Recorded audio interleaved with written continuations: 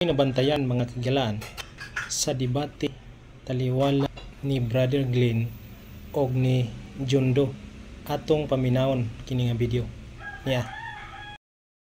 Simon Mago mitambong sa konsilyo sa Jerusalem AD 49, unang obispo sa Roma nga milungtad og 25 ka tuig. Pangutana, unsay nadungog nimo nga akong gibasa? Unang obispo sa Roma o dili?